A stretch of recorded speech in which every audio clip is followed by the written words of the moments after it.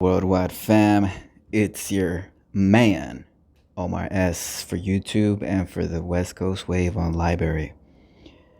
This one is from my brother from another mother at O_rips Spiro on Twitter. Genetically modified mosquitoes could be released in Florida and Texas this summer. The same company, Oxitec, that received millions from Bill Gates to genetically modify mosquitoes is behind this project. This one is from The Conversation. Genetically modified mosquitoes could be released in Florida and Texas beginning this summer. Silver bullet or jumping the gun? Sorry, folks. Just had a train and the airplane making all this noise. All right, so genetically modified mosquitoes, again, could be released in Florida and Texas beginning this summer. Is it a silver bullet or is it jumping the gun? Brian Allen, University of Illinois at Urbana-Champaign. Chris Stone, University of Illinois at Urbana-Champaign. Holly Tootin, University of Illinois at Urbana-Champaign. Jennifer Kuzma, North Carolina State University. And Natalie Koffler, University of Illinois at Urbana-Champaign. June 3rd, 2020, 8:16.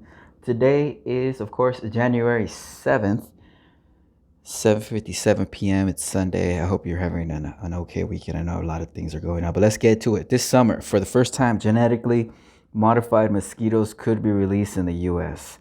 On May 1st, 2020, the company Oxitec received an experimental use permit from the U.S. Environmental Protection Agency to release millions of GM mosquitoes labeled by Oxitec as OX5034. Every week over the next 2 years in Florida and Texas, females of this mosquito species, Aedes aegypti, transmit dengue, chikungunya,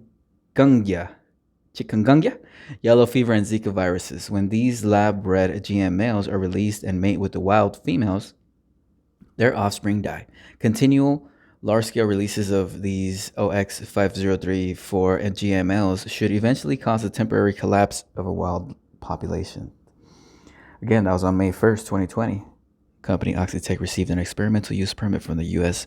Environmental Protection Agency, that's the EPA, to release millions of GM mosquitoes labeled by Oxitec as OX503 every week over the next 2 years in Florida and Texas. Females of this mosquito species, Aedes aegypti, transmit dengue, chikungunya, yellow fever, and Zika viruses. So they're going to put the lab-bred GMLs, or they're going to release and mate with wild females. Their female offspring will die. All right, let's go back over here. I don't want to redo it.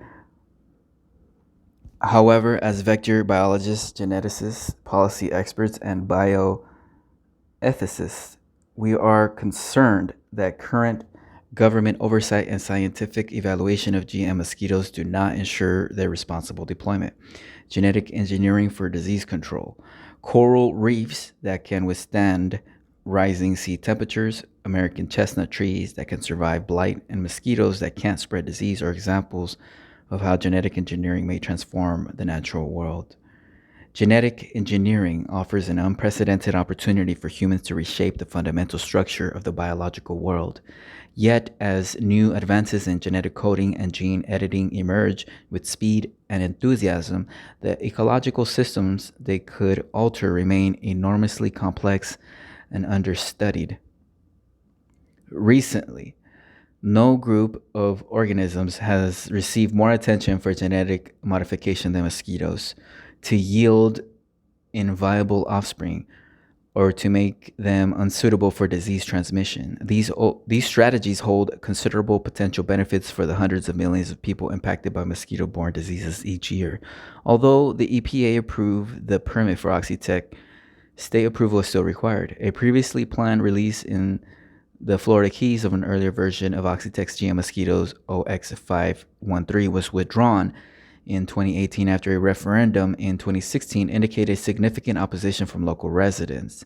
Oxitec has field trialed their GM mosquitoes in Brazil, the Cayman Islands, Malaysia, and Panama. The public forum on Oxitec's recent permit application garnered 31,174 comments opposing release and 56 in support. The PA considered these during their review process. And this is in 2016. This picture is in 2016. Technicians from the Oxitec laboratory located in Campinas, Brazil, released genetically modified mosquitoes, the Aedes aegypti, to combat the Zika virus.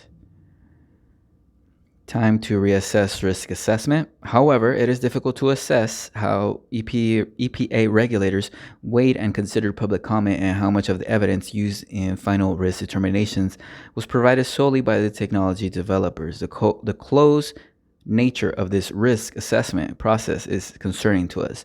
There is a potential bias and conflict of interest when experimental trials and assessments of ecological risk lack political accountability and are performed by or in close collaboration with technology developers. This scenario becomes more troubling with a for-profit technology company when cost and risk-benefit analysis comparing GM mosquitoes to other approaches aren't being conducted. Another concern is that risk assessments tend to focus only on a narrow set of biological parameters, such as the potential for GM mosquitoes to transmit disease or the potential of the mosquito's new proteins to trigger an allergic response in people, and neglect other important biological, ethical, and social considerations.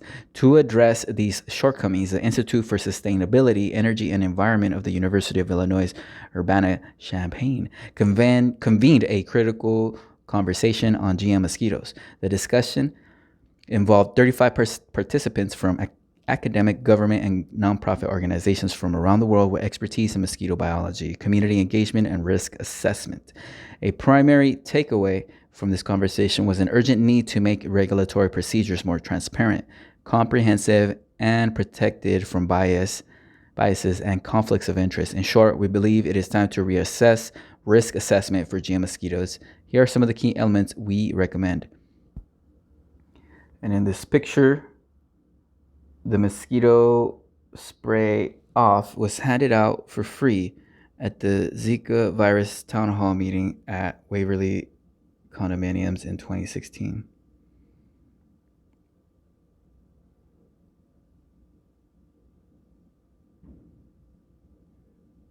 Steps to make risk assessment more open and comprehensive. First, an official government-funded registry for GM organisms specifically designed to reproduce in the wild and intended for release in the U.S.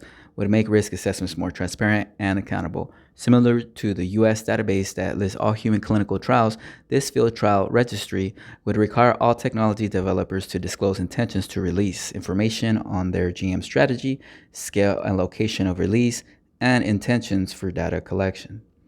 This registry could be represented in a way that protects intellectual property rights, just as therapies entering clinical trials are patent protected in the registry. The GM organism registry would be updated in real time and made fully available to the public.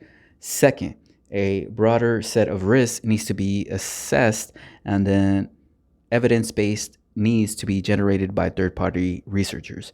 Because each GMO mosquito is released into a unique environment, risk assessments and experiments prior to and during trial releases should address local effects on the ecosystem and food webs. They should also probe the disease transmission potential of the mosquito's wild counterparts and ecological competitors. Examine evolutionary pressures on disease agents in the mosquito community and track the gene flow between GM and wild mosquitoes. To identify and assess risks, a commitment of funding is necessary. The U.S. EPA's recent announcement that it would improve general risk assessment analysis for biotechnology products is a good start, but regulatory and funding support for an external advisory committee to review assessments for GM organisms released in the wild is also needed. Diverse expertise and local community representation would secure a more fair and comprehensive assessment. Furthermore, independent researchers and advisors could help guide what data are collected during trials to reduce uncertainty and inform future large-scale releases and risk assessments. The objective to reduce or even eliminate mosquito-borne disease is laudable. GM mosquitoes could prove to be an important tool in alleviating global health burdens. However, to ensure their success, we believe that regulatory frameworks for open, comprehensive, and participatory decision making are urgently needed. This article was updated to correct the date that Oxitec withdrew its OX513 trial application to 2018. And again, this is from Brian Allen, Associate Professor of Entomology at the University of Illinois at Urbana-Champaign.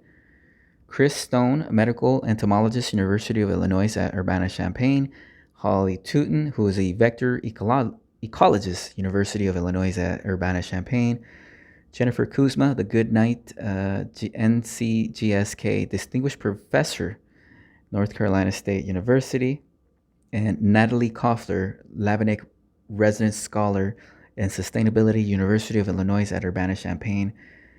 And here are some disclosures. Brian Allen receives funding from the Institute for Sustainability. Sorry, folks. Brian Allen receives funding from the Institute of Sustainability, Energy, and Environment. Jennifer Kuzma receives funding from the U.S. Department of Agriculture, Walton Family Foundation, and National Science Foundation. Natalie Koffler receives funding from the University of Illinois Institute for Sustainability, Energy, and Environment. She is an advisor for the Scientific Citizenship Initiative at Harvard Medical School and founder of Editing Nature. Chris Stone and Holly Tootin do not work for, consult, own shares, or... Okay, let's start it over. I'm sorry, I'm right here, dear reader. Chris Stone and Holly Tootin do not work for, consult, or shares in or receive funding from any company or organization that would benefit from this article and have disclosed no relevant affiliations beyond their academic appointment. North Carolina State University provides funding as a member of the Conversation U.S. Let me know what you think, dear reader, about this article from the Conversation. Genetically modified mosquitoes could be released in Florida and Texas beginning this summer. Silver bullet, or is it jumping the gun? And I picked this one up from Spiro on YouTube, or he's on YouTube too, but he's on Twitter. Actually, this is on Twitter. He's at O_rips, and if you're on Twitter, you can follow me on Twitter too, right there, at Omar_SX3. Who I be? I'm a warrior for the Prince of Peace. Peace.